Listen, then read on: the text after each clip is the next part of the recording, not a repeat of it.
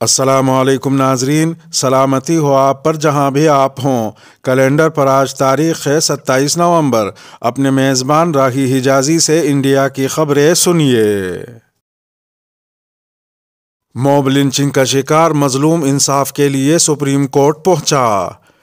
Mob lynching کے شکار دہلی میں ذاکر نگر اوکھلا کے رہائشی کاظم علی شیروانی نے انصاف کے لیے ہر طرف سے مایوس ہونے کے بعد آخرکار ملک کی سب سے بڑی عدالت کا دروازہ کھٹکھٹایا ہے۔ انہیں گزشتہ جولائی میں ہندو انتہا پسند بھگوائی گنڈوں نے مسلم شناخت کی بنا پر نوئیڈا میں اس وقت بری طرح زد و کوب کیا تھا جب وہ اپنے کسی عزیز کی شادی میں شرکت کے لیے علی گڑھ جا رہے تھے۔ مکتوب میڈیا نامی نیوز پورٹل نے اس حوالے سے خبر دیتے ہوئے بتایا کہ کاظم علی شیروانی نے اپنی عرضی میں حملہ آوروں اور کارروائی سے انکار کرنے والے پولیس اہلکاروں کے خلاف قانونی اور محکمہ جاتی کارروائی کی مانگ کی ہے۔ موب لنچنگ کی تفصیلات سے آگاہ کرتے ہوئے کاظم علی شیروانی نے بتایا کہ وہ نوئیڈا سیکٹر 37 پر علی گڑھ کی بس کا انتظار کر رہے تھے کہ کچھ لوگوں نے جو تھوڑے فاصلے پر کھڑے تھے آواز دے کر بلایا۔ میرے جانے پر اچانک مجھے وہاں موجود سفید کار میں گھسیٹ لیا، کار کے شیشے چڑھا دیے اور بغیر کچھ کہے مجھے مارنے لگے۔ میرا پائجامہ اتار دیا، ناک پر پیچکس سے حملہ کیا، بھدی باتیں کہیں، داڑھی کھینچی اور تولیے سے گلا گھونٹنے کی کوشش کی۔ سارے پیسے، چشمہ اور سامان چھین لیا۔ میں فریاد کرتا رہا مگر ایک نہ سنی۔ مجھے لگا کہ ہندو انتہا پسندوں کے شکار کی فہرست میں میرا بھی نام ہوگا۔ پھر وہ ادمرا سمجھ کر بھاگ نکلے اور یوں اللہ کے فضل سے میری جان بچ گئی۔ کاظم علی شیروانی نے مزید بتایا کہ اس کے بعد وہ فوراً قریبی تھانے گئے، پولیس کو ساری بات سنائی۔ حالت بہت خراب تھی مگر پولیس اہلکاروں نے نہ رپورٹ لکھی اور نہ ہی میڈیکل ہیلپ ملی۔ میڈیا میں معاملہ آنے کے بعد پولیس والے کاظم علی شیروانی کے گھر آئے۔ پولیس والوں نے اسے ہیڈ کرائم ماننے سے انکار کیا اور ان کے پریوار کو مشورہ دیا کہ وہ معاملے کو سیاسی رنگ دینے سے گریز کریں۔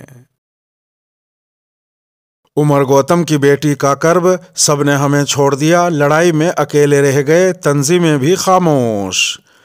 دھرم پریورتن کرانے کے الزام میں گرفتار عمر گوتم کی صاحبزادی نے ایک انٹرویو کے دوران اپنے دل کے زخموں کو کریدتے ہوئے کہا کہ ہماری فیملی ٹوٹ کر بکھر گئی ہے، ہم تنہا ہیں، سب نے ساتھ چھوڑ دیا، اپنی لڑائی خود لڑ رہے ہیں، زندگی کا زیادہ تر حصہ وکیلوں کے پیچھے دوڑنے میں گزرتا ہے، کوئی تنظیم نہیں بولتی ہمارے حق میں، سب نے ہونٹ سی لیے ہیں۔ ایک نیوز پورٹل سے گفتگو کرتے ہوئے عمر گوتم کی صاحبزادی نے کہا کہ کیس میں کوئی پیش رفت نہیں ہوئی، کوئی امید افزا بات نہیں ہوتی۔ انہوں نے بتایا کہ لکھنؤ پاپا سے ملنے جاتے رہتے ہیں، ان کی صحت خراب ہو رہی ہے اور مایوسی بڑھتی جا رہی ہے، میری ممی ٹوٹتی جا رہی ہیں، بھائی کی غیر قانونی گرفتاری نے ان کو اور مجھے توڑ کر رکھ دیا ہے، پاپا اور بھائی بے گناہ ہیں اور یہ ثابت کرنا ہمارا ہدف ہے۔ ان پر عائد الزامات کے بارے میں بات کرتے ہوئے کہا کہ وہ فیبریکیٹڈ ہیں، پاپا مذہب تبدیل کرنے والوں کی قانونی مدد کرتے تھے، کسی کا مذہب تبدیل نہیں کرایا، نہ ترغیب دی اور نہ ہی کسی پر دباؤ ڈالا۔ دوسرے ان کا آفس دہلی میں ہے اور مقدمہ لکھنؤ میں رجسٹرڈ ہوا۔ ان کی صاحبزادی نے ایک سوال پر کہا کہ ابھی تک کوئی ایسی بات سامنے نہیں آئی کہ پاپا کو ٹارچر کیا گیا ہو یا ان پر کوئی زیادتی ہوئی ہو، مگر جیل تو جیل ہے، بس ان کی یہ خواہش ہے کہ وہ بے گناہ ثابت ہوں اور باعزت ہو کر سماج کے سامنے آئیں۔ مین اسٹریم میڈیا کے رویے پر جواب دیتے ہوئے صاحبزادی نے کہا کہ اس میڈیا نے ہماری فیملی کی امیج کو تباہ کر دیا، زندگی بھر کی ساکھ کو ختم کر دیا، میڈیا جج بن گیا، فیصلے صادر کرتا رہا، غیر ملکی فنڈنگ کا الزام ہو یا مذہب تبدیل کرانے کا کسی کا کوئی ثبوت نہیں ہے۔ جو لیبل پیشانی پر لگا دیا ہے، باعزت بری ہونے کے بعد بھی اس کا دھلنا مشکل ہے۔ امید کی کرن یہ ہے کہ جنہوں نے اپنی مرضی سے اسلام قبول کیا تھا وہ سامنے آئے اور پاپا کے حق میں گواہی دی، شاید مقدمے پر اس کا اثر پڑے۔ انہوں نے بتایا کہ ان کے والد پر 4 جگہوں گجرات، فتح پور، دہلی اور لکھنؤ میں مقدمات ہیں، اندازہ لگائیں کہ کیا حالت ہوتی ہوگی۔ گزشتہ دنوں گجرات لے جایا گیا تھا، ان دنوں وہ لکھنؤ جیل میں ہیں۔ اس سوال پر کہ کیا لوگ ساتھ دے رہے ہیں، عمر گوتم کی صاحبزادی نے کہا کہ نہیں، ددیال ہو یا ننیال ہمارا کوئی نہیں ہے، ہم اکیلے ہیں، میں اور میری ممی بھائی کا سہارا تھے، اس کو بھی لے گئے، میری اور ممی کی صحت خراب ہو رہی ہے، میرے بھائی کی جاب، فیوچر، کیریئر، عزت سب ختم سا لگتا ہے، ہمارے سپورٹ میں کوئی نہیں ہے، تنظیمیں بھی خاموش ہیں، گھر کی دیواروں میں قید ہو کر رہ گئے ہیں، سب کی نگاہوں میں سوال ہیں، مقدمہ اپنی جگہ رکا ہوا ہے، رتی بھر پیش رفت نہیں ہوئی، خواہ کوئی کچھ بھی کہہ رہا ہو مگر حقیقت یہی ہے۔ رانچی میں کشمیری نوجوانوں سے مار پیٹ، شرپسندوں نے مذہبی نعرے لگانے کے لیے دباؤ ڈالا۔ جھارکھنڈ کی راجدھانی رانچی میں کشمیری نوجوانوں کے ساتھ مار پیٹ کی گئی اور ان پر مذہبی نعرے لگانے کا دباؤ بنایا گیا۔ یہ واقعہ رانچی کے ڈورانڈا تھانے علاقے میں ہفتے کی صبح اس وقت پیش آیا جب 5-6 کشمیری نوجوانوں کا ایک گروپ یہاں گرم کپڑوں کی پھیری لگا رہا تھا۔ مار پیٹ کے واقعے کے بعد کشمیری نوجوانوں اور مقامی لوگوں نے ڈورانڈا میں تقریباً 20 منٹ تک سڑک جام کر کے احتجاج کیا اور بڑی تعداد میں لوگوں نے تھانے پہنچ کر کشمیری نوجوانوں پر حملہ کرنے والوں کی گرفتاری کا مطالبہ کیا، جس کے بعد پولیس نے موقع پر پہنچ کر کارروائی کرتے ہوئے حملہ کرنے والے 3 افراد کو گرفتار کر لیا۔ پولیس نے کہا کہ مار پیٹ اور ہم آہنگی کو خراب کرنے کی کوشش کرنے والوں کے خلاف سخت کارروائی عمل میں لائی جائے گی۔ میڈیا رپورٹ کے مطابق حملے کے الزام میں گرفتار ہونے والے 3 نوجوانوں نے خود کو بے قصور قرار دیا ہے۔ دیدی کا بنگال، پولیس بھرتی میں حجاب پر پابندی، مسلم لڑکیوں نے عدالت میں دستک دی۔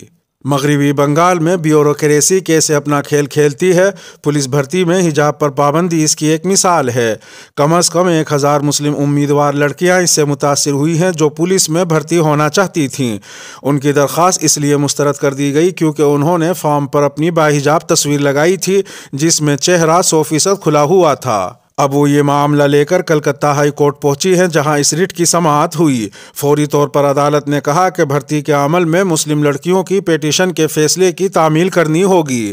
عدالت نے مزید کہا کہ رٹ دائر کرنے والوں نے اپنے مذہبی فرض کے طور پر حجاب کے ساتھ متعلق تصویر استعمال کی جس پر اس کا فارم مسترد کر دیا گیا، باوجود اس کے کہ تصویر میں چہرہ مطلوبہ شناخت کے لیے بالکل واضح ہے۔ واضح رہے کہ مغربی بنگال پولیس بھرتی بورڈ نے اس سال 26 ستمبر کو ابتدائی امتحان لیا تھا۔ جن مسلم لڑکیوں نے باحجاب تصویر لگائی تھی ان کی تعداد لگ بھگ 1000 ہے۔ اگلی سماعت 6 جنوری کو ہوگی۔ اس معاملے میں بنگال کی چھوٹی بڑی مسلم پارٹیاں ایک ساتھ آ گئی ہیں جنہوں نے مشترکہ میمورنڈم متعلقہ حکام کو دیا ہے۔ میڈیکل سہولتیں دینے میں مسلمانوں کے ساتھ بھید بھاؤ ہوتا ہے۔ ملک کی معروف غیر سرکاری رضاکار تنظیم آکسفیم انڈیا نے اپنے سروے رپورٹ میں کہا ہے کہ بھارت میں مسلمانوں، دلتوں اور آدیواسیوں کے ساتھ میڈیکل سہولتوں میں بھید بھاؤ اور تفریق کی جاتی ہے۔ رپورٹ کے مطابق 1/3 مسلمانوں، 20% سے زائد دلتوں اور سروے میں حصہ لینے والے لوگوں میں 30% سے زائد کے ساتھ مذہب اور ذات کی بنیاد پر اسپتالوں میں امتیازی سلوک کی شکایت ہے۔ رپورٹ کہتی ہے کہ 4 میں سے 1 ہندوستانی کے ساتھ مندرجہ بالا بنیاد پر اسپتالوں میں امتیازی سلوک ہوتا ہے۔ آکسفیم انڈیا تنظیم نے اپنے سروے کو گزشتہ منگل کو عام کیا تھا۔ آکسفیم انڈیا کے CEO امیتابھ کا کہنا ہے کہ سروے سے پتہ چلتا ہے کہ بھارت میں میڈیکل سہولتیں دینے میں غریب مڈل کلاس کے مریضوں کو ان کے بنیادی حق سے محروم رکھا جا رہا ہے۔ انہوں نے کہا کہ بھارت کے میڈیکل سسٹم کو مضبوط کرنے کے ساتھ ساتھ اس میں سدھار کی سخت ضرورت ہے۔ روس، چین اور بھارت کا مشترکہ اجلاس، افغانستان میں بڑھتے ہوئے انسانی بحران پر تشویش کا اظہار۔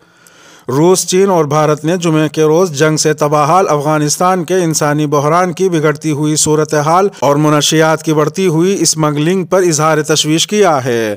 3 علاقائی طاقتوں کے وزرائے خارجہ کے ورچوئل سہ فریقی اجلاس میں باقی امور کے علاوہ افغان بحران کا جائزہ لیا گیا۔